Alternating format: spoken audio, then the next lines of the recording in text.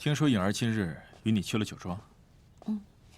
她想见识一下酿酒，不过我总觉得这次回来之后，她跟我有了一些疏离感。希望是我想多吧。你是担心颖儿会受到罗雪儿挑拨？颖儿至真至纯，让我真的觉得自己有了一个知心朋友，所以我不希望她卷入我们之间的纷争。放心吧，颖儿与我妹妹自幼交往甚好，感情牢固，罗雪儿挑拨不了的。再说了，颖儿也马上走了，罗雪儿做不了什么事情。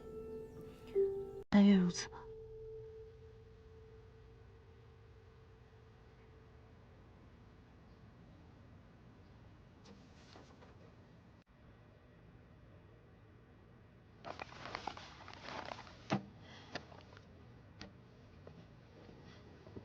啊，有什么线索吗？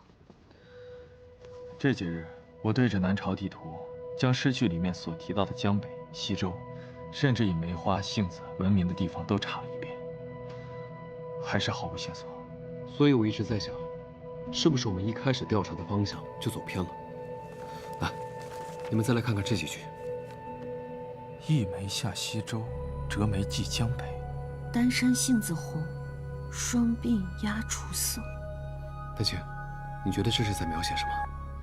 这两句是在描写女子的容貌，而并非什么地名，更像是诗人在思念自己心爱之人。没错，所以我们一开始的调查方向就搞错了。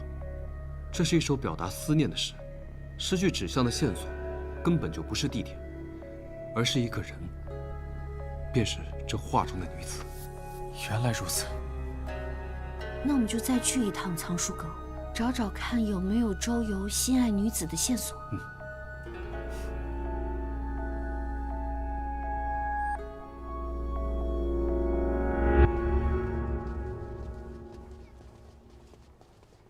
近日都给我打起精神来，一定要严加防守，不许任何人靠近。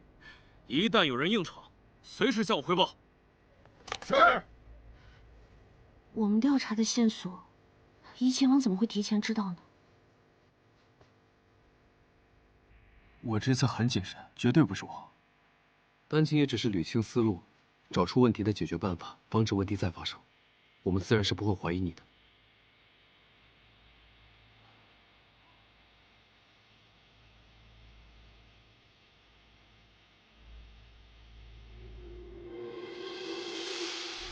现在可以放我弟弟回家了吧？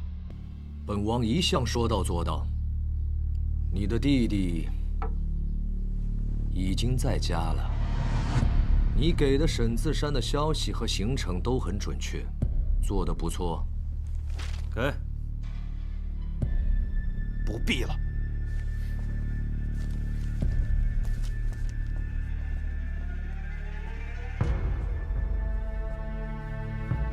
怪不得王爷自始至终都胸有成竹，原来早有筹谋。王爷的计划，想必马上就要实现了。不急。汤要久煮才浓，酒是陈酿最香。人和事都要琢磨透了，才能万无一失。现在还差最后一步。怎么不见自山啊？回来之后我也没看到哥哥，应该出去了吧？丹青，我盘算了许久，却怎么也想不出到底是哪里走漏了风声。我跟你有一样的想法。你是怀疑？但是我并不认为是自山有意透露的线索，可是他已经被怡亲王盯上了。以怡亲王的手段，旁敲侧击，从中得到一些有用的信息，到了最后图穷匕现，也定会用振兴沈家来蛊惑自山。留给我们的时间不多了，确实不容有失。既然有了这次的教训，我们不能再把自己置于这种被动的处境了。所以你的意思是说，为了避免走漏风声，今后的行动先不告诉哥哥了？这也是权宜之计。我们要防患于未然。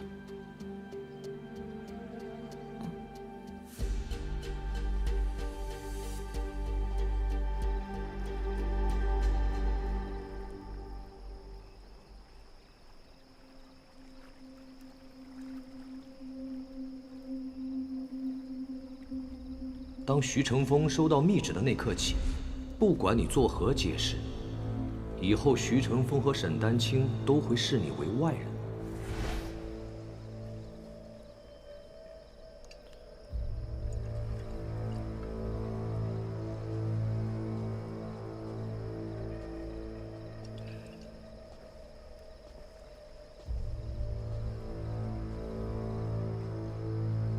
何事如此惆怅啊？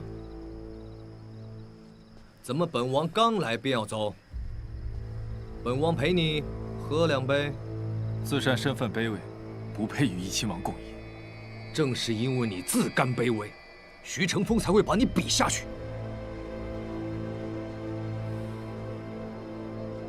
镖局少主怎么说也是一号响当当的人物，瞻前顾后可不行。本王一向很直接，只要我喜欢的，就一定要得到。既然你喜欢沈丹青，为什么不敢主动争取？难道要像王爷你一样强取豪夺吗？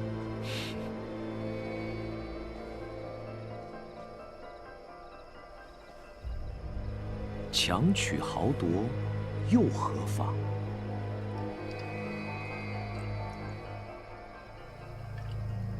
女人的心思，其实并不难猜。像沈丹青这样的女人，她一定喜欢比她更强的男人，而不是明明喜欢他，却连争取都不敢，躲在这里喝闷酒的男人。王爷，你是有什么误会吗？哼，本王温柔乡里，儿女情长见多了，这点心思自然是一看便懂。上次用沈家荣耀都未劝动于你，你却因为沈丹青拒绝了我，看得出来，你对他情深意切呀。那本王这次不妨与你明说，只要你肯帮我，不仅可以重得皇家牌匾，还可以得到沈丹青。王爷在说什么？我怎么一句也听不明白？你若真不懂，那便是彻头彻尾的傻子。徐承风这次来聊城调查藏宝图一案，你为他鞍前马后，到最后所有的功劳还不都是他的？你呢？人家已经是镇守大将军，如果再立功，更会步步高升。你又得到了什么呢？就算圣上恢复你皇家镖局的称号，你也不过是区区的江湖人士，你拿什么和他比？我根本没有想跟任何人比，我只求问心无愧。问心无愧，就能让沈丹青钟情于你吗？真是个呆子！我告诉你，只要徐承风还在，沈丹青的眼里就看不见其他的男人，所以，只要徐承风没了，一切问题就迎刃而解了。假以时日，沈丹青自然就会委身于你，再也不会离开你了。假如徐承风死了，丹青一样不会原谅我。你误会本王了，徐承风不会死。我会上奏圣上，令他回京查办，顶多就是革职回乡，贬为庶民，并不会有性命之忧啊。这样一来，你没了情敌，我没了宿敌，岂不是两全其美了？沈家荣耀和沈丹青，现在就在你一念之间，你要还是不要？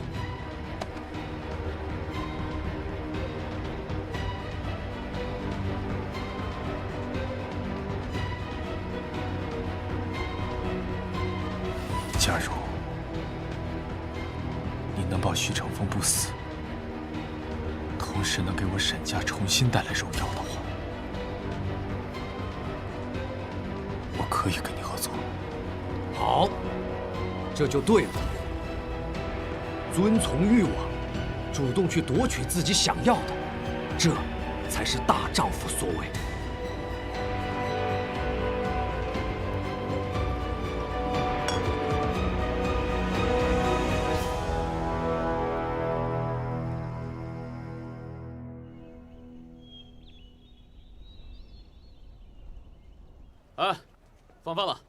今日领的2坛好酒，所有给东取来。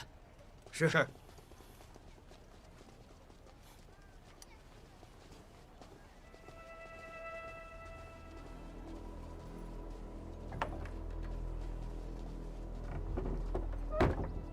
的确如你所料，他们溜进了藏书阁。与其加紧防范徐成风潜入藏书阁，倒不如卖他一个破绽，让他自行进去调查。等找到了咸阴水，我们就可以坐收渔翁之利。可是，他们现在已不像从前那般信任你，你如何确保万无一失？我毕竟还是丹青的哥哥，我们之间的信任还是有的。很好，那本王就放心了。我可以跟你保证，不管他们查到什么，我都可以同步给你。但希望王爷，你也能遵守承诺。放心，本王一向说到做到。沈少主，与我合作，将会是你今生做的最正确的决定。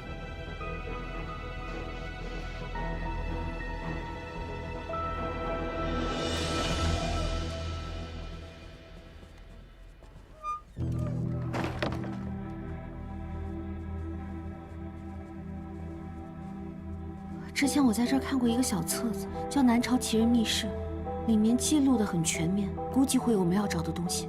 你说的这个我还真有印象，之前我在阅南朝兵法时有看到过，我们找找。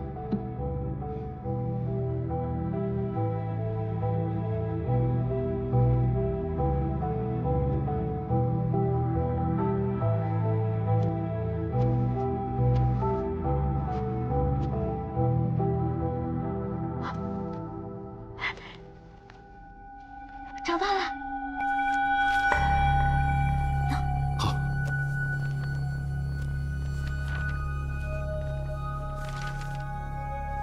周游，南朝周游与表妹玉洁同心，然其母不满表妹经商，以酿酒为生，棒打鸳鸯。酿酒？那这表妹是酿酒师啊？我朝编纂的酿酒师一览记录了各国有名有姓的酿酒师，而且这女酿酒师本来就少，所以找到与周游年纪相仿的，便知道这表妹是谁。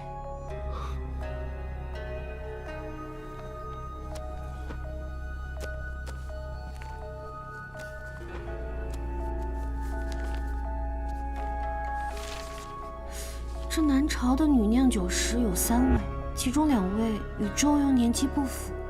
只有这位方小姐最为合适。但是这位方小姐跟咸阴水有什么关联啊？她擅长酿酒，而最拿手的是梅子酿。所以这咸阴水可能是一种酒。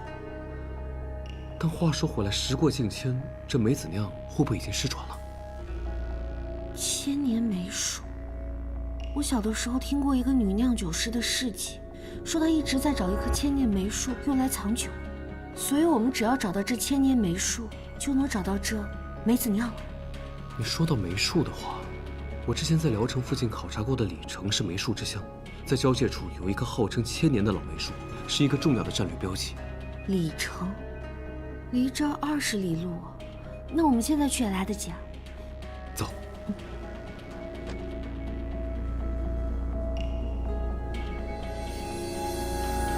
这次的标物很重要。准备无误之后，装车，准备出发吧。是。自山，回来了。哥，我们找到咸阴水了，就是梅子酿，保存的好好的。太好了，接下来怎么办？今日可还有标车未出发？去往临县的标物还在装填，尚未出发。这便是梅子酿，你将此酒混入寻常标物之中。然后再与镖师们依旧送镖去临县，再转到入京，将此酒交与阁老。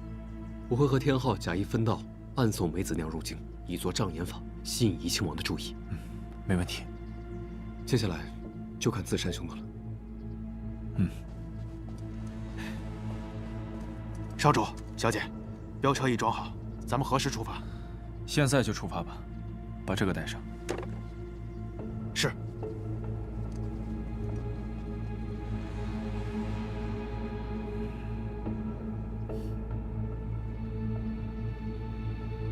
王爷，这就是咸阳水。去吧。是。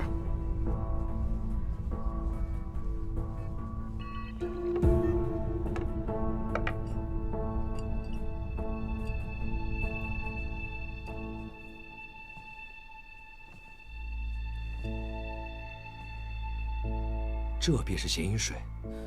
任务我已经完成了，希望王爷你也能遵守承诺。莫急，待本王验过他的真伪之后，定不会亏待于你。你知洛彪是已被我收买，故意利用他送咸阴水给我，是为了演戏给沈丹青看，好不露马脚。聪明。等本王日后助你沈家重获荣光，沈丹青跟着你，自然有享不尽的荣华富贵，不怕他日后不依附于你。多谢王爷。经过此事，徐承风一定会调离聊城，回京问罪。只要你继续效忠本王，本王向你保证，从今往后，再也不敢有人跟你抢沈丹青了。受过王爷点拨之后，自山已经完全想明白了，绝不会辜负王爷的期望。那自山先告辞了。好。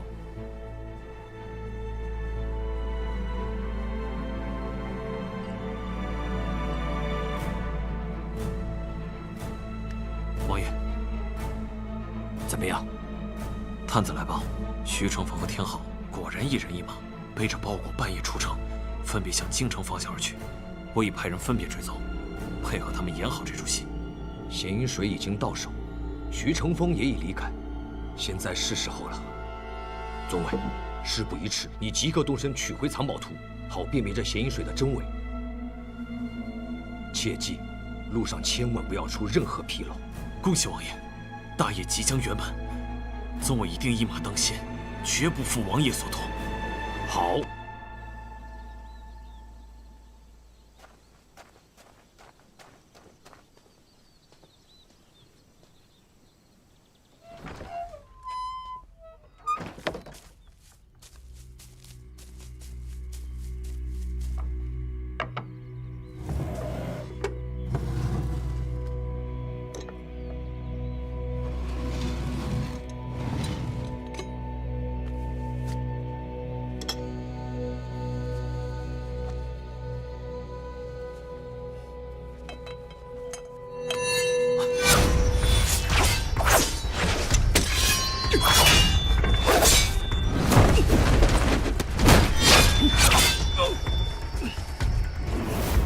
徐承风，你不是已经离开聊城了吗？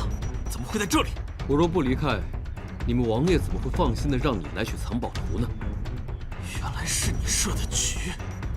宗伟，你逃不掉，束手就擒吧。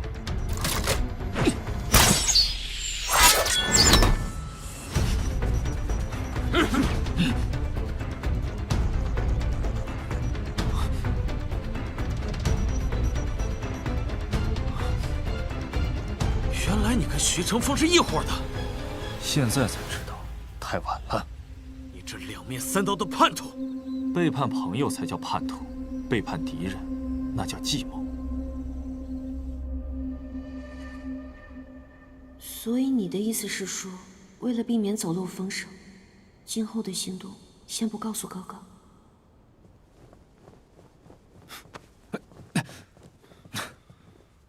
做什么？你在被人监视。我知道，怡亲王早就派人盯死了我，所以你这般防着我，是怕怡亲王通过我顺藤摸瓜，察觉到你的计划吗？不，我就是要让他知道咱们的举动，而且必须是通过你知道的。你是想将计就计？没错。怡亲王用洛彪师的弟弟来胁迫他，让洛彪师出卖你，就是为了离间咱们，逼你跟他合作。那我们干脆如他所愿。怡亲王竟然如此不择手段，不过他也太小看我了。就算你们再怎么怀疑我，我也绝不会做出背叛你们的事情。但眼下要怎么办？我们要一起演出戏。自山，你要假意投诚怡亲王，让他相信你我二人因为争抢丹青而反目，从而使他放松警惕，诱他拿出藏宝图。没问题。不过怡亲王生性多疑，一旦被他发现有任何纰漏，拿不到藏宝图事小，很有可能危及性命。子珊，你可想好了，真的愿意做这件事情，帮我这个忙吗？我不是在帮你，这本就是我该做的事情。好，我会书信，请阁老安排，请亲卫军辅助，必定尽力保证你的安全。这次一定要将怡亲王救出来。原来你们联手设局陷害王爷，简直是卑鄙无耻！无耻的人是你们，我们只是以其人之道还治其人之身。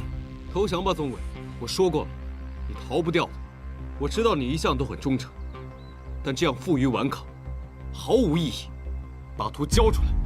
你不是主犯，现在回头还来得及。你心心念念的王爷是不会来保护你的。我不许你诋毁王爷！都别过来！这是特制的双层琉璃竹筒，一旦震动，内胆就会破碎，里面的氯矾油会毁掉里面的藏宝图。再敢靠近一步，我就毁了他与他同归于尽。就算你毁了这个藏宝图，把所有的责任都揽在自己身上，你以为你们王爷就能来救你，逃过这一劫吗？我劝你认清局势，不要再执迷不悟。哼，就你这两面三刀的叛徒，也配教育我？卑鄙叛主，枉为人！宗伟，先把图放下。都别过来！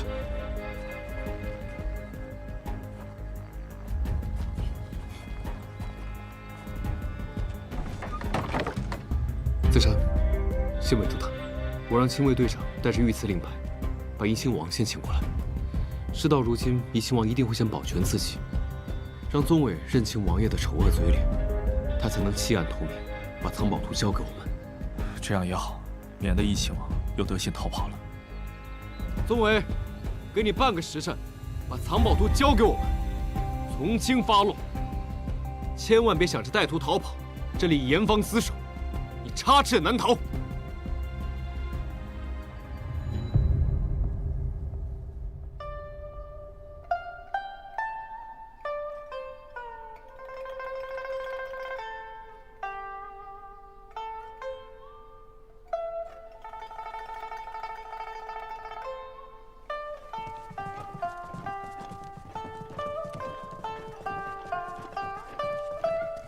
亲卫军队长，拜见王爷。谁让你停了？接着谈。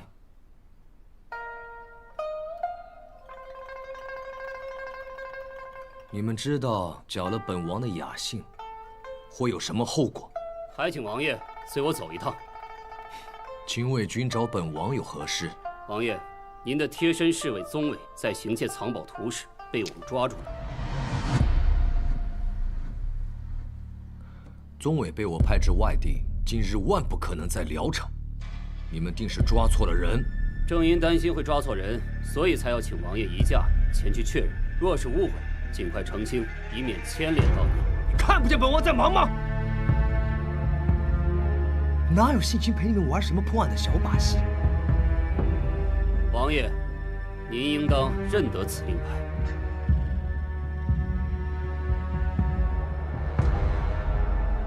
看来是中了徐成风的设计。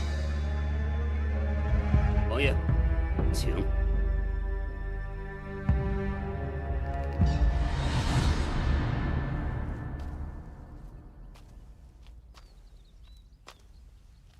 拜见怡亲王。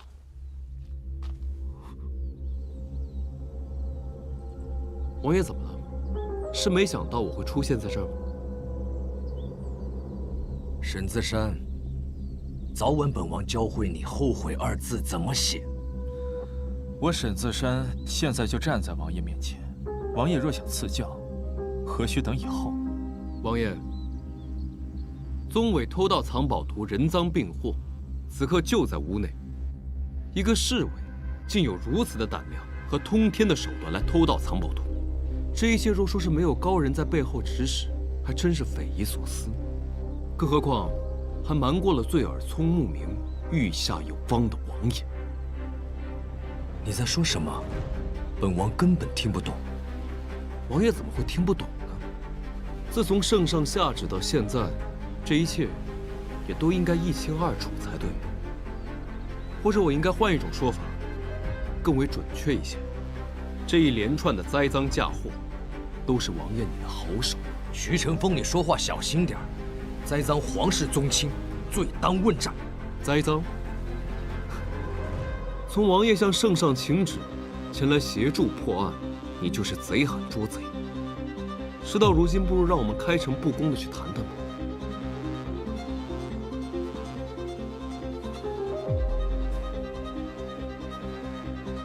你为了掩盖罪证，指使宗伟杀了百事通。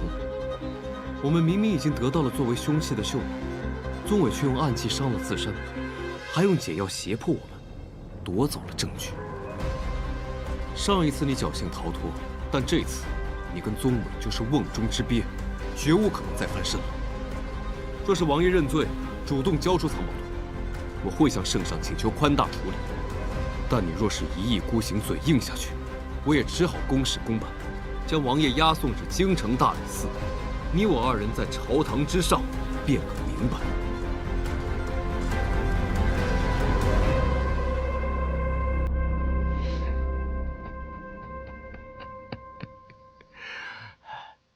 少拿大理寺吓唬本王，你说什么本王真的听不懂。藏宝图也从未见过。至于你们口口声声说什么人赃并获，可你们人赃并获的是宗伟，与本王何干？宗伟为你身先士卒，脏活累活都是他干，你该不会这么无耻，出了事情弃车保帅？本王再说一遍，无论宗伟做了什么，都是他个人所为，与本王无关。至于本王的品行，轮得到你来说三道四吗？不会是怡亲王能说出来的话呀？那不如让我们来听听宗伟该怎么说吧。还请王爷和宗伟当面对质。你以为本王不敢？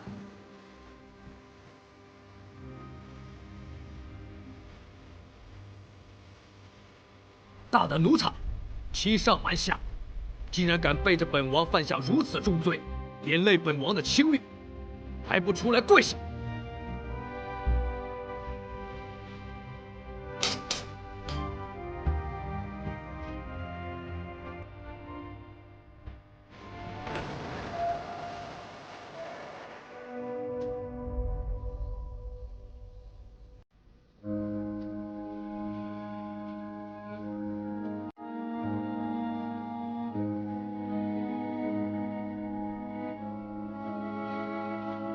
事到如今，还不快将藏宝图交出来！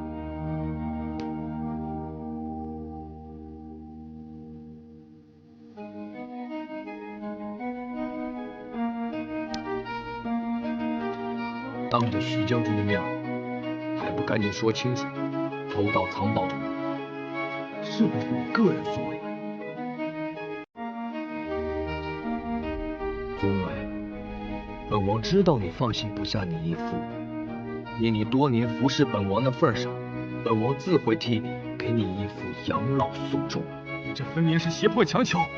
宗伟，你有任何后顾之忧都可以讲出，我保证会替你完成。你无需受到他人胁迫。宗伟，忠心，你要托付给对的人，否则就是错付，事关重大，你不要再被引诱上当了。依我看，现在挑拨是非、威逼利诱的人是你们吧？宗伟，你知道本王耐心一向有限，还不如实说，到底怎么回事？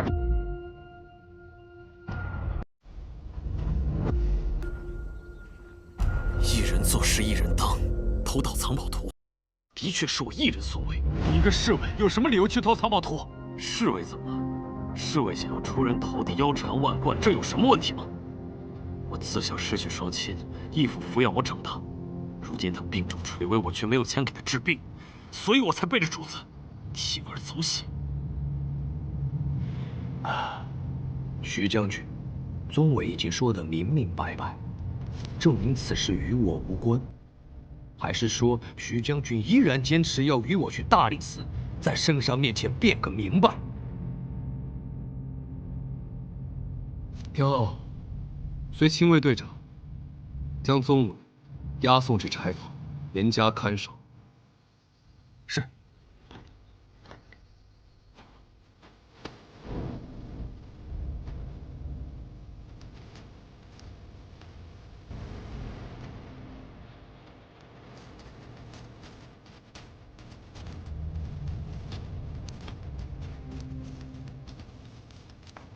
本王现在可以走了吧？慢着，你妄想独占宝藏，壮大势力，这种事终究是皇粮阴谋，有我在，你不可能如愿。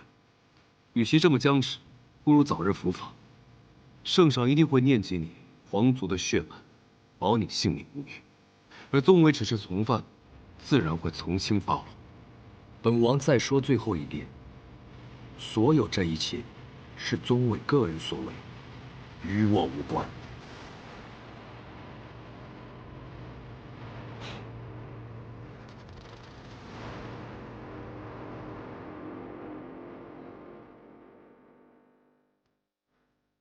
宗伟还有一事相求，恳请王爷答允。这里没有外人，这是干什么？起来说话。王爷，还请王爷答应我，如果未来出任何意外，如若出事，绝不保我。什么意思？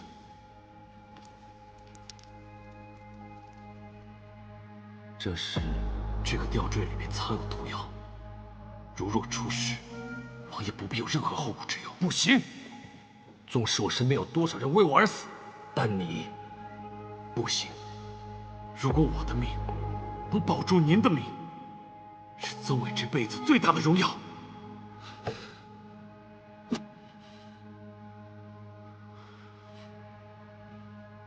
王爷，宗伟下辈子再继续服侍。王爷保重。我呢？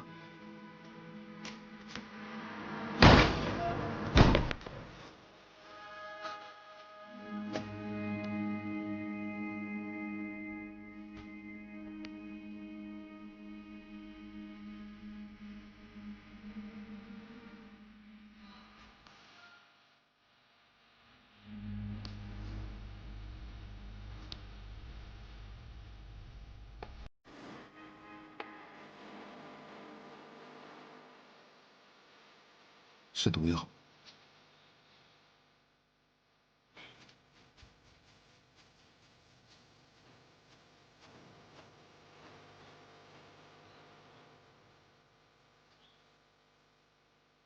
你至少应该去看他最后一眼，毕竟他是为你而死的。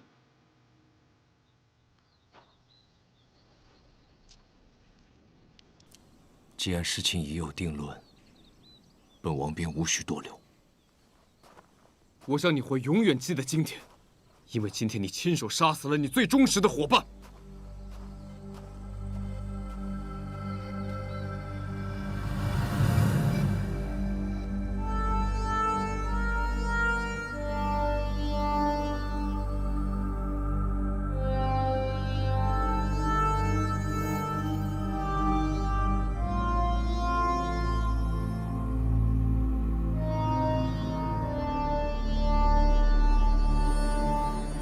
父母本是他们各自门派的气度，有时宗家被门派报复，最后全家家破人亡，只剩我一人流浪街头。是王爷您救了我回来，给我吃穿，教我武艺，让我学习读书，知晓礼仪。王爷，宗伟的命是您给的，您随时都可以拿走。宗伟之恨，不能再为王爷效劳了。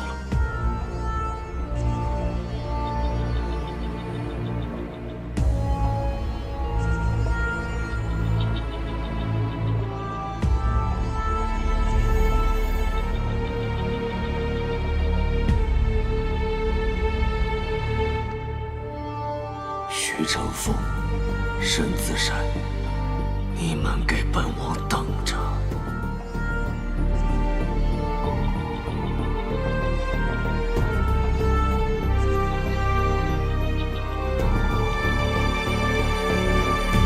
这是我们找到的咸阴水，还望队长将这咸阴水和藏宝图一并交给阁老。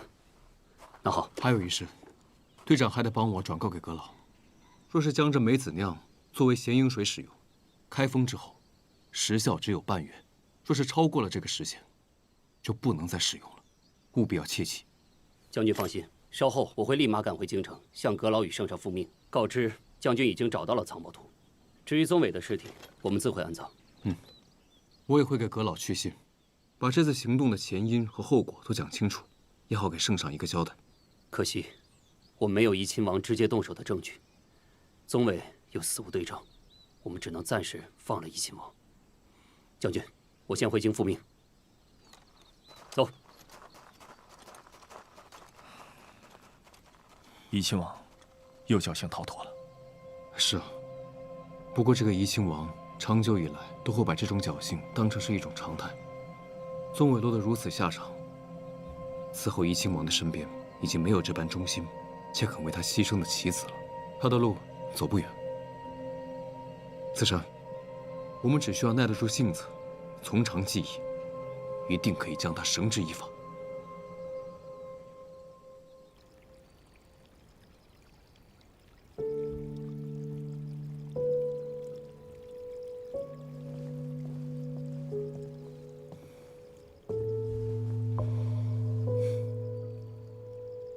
在干什么呢？这么入神。今晚的月色真美，那么沉静祥和，好像这世间的悲欢离合都不曾发生一样。其实月亮一直没变，变的是我们的心境。我们找到了藏宝图，之后处理完娄雪儿的事情，我们便可以安安稳稳的相依相守了。到那时候，万水千山，璀璨星河，我都陪你一起去看。你知道吗？其实这一路走来，我都特别感谢你。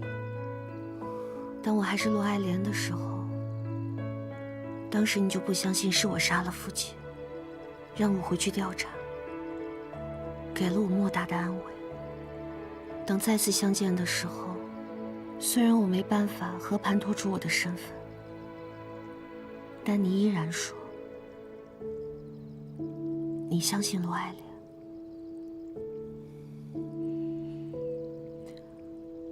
一直以来，我踏着荆棘一路前行，你就像是我生命当中的那一束光。就算我尽力不行，但是我依然相信这世间的美好。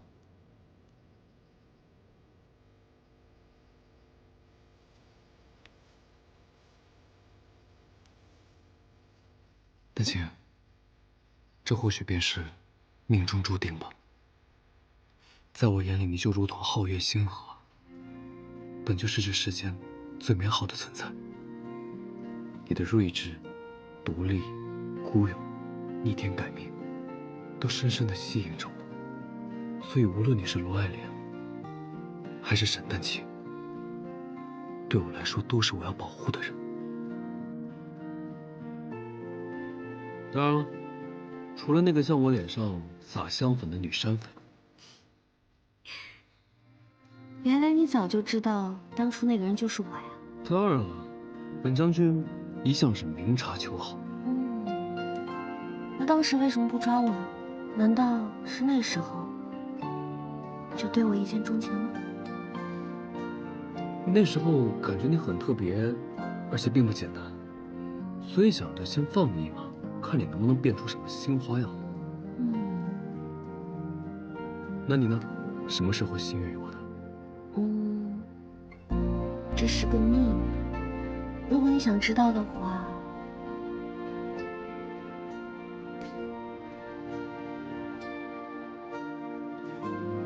其实我也不知道，但就是忽然有一天，我发现我的眼里除了你，再也没有别人。我也是。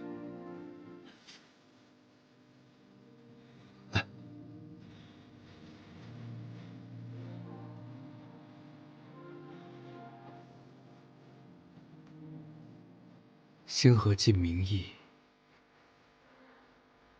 满眼皆是你。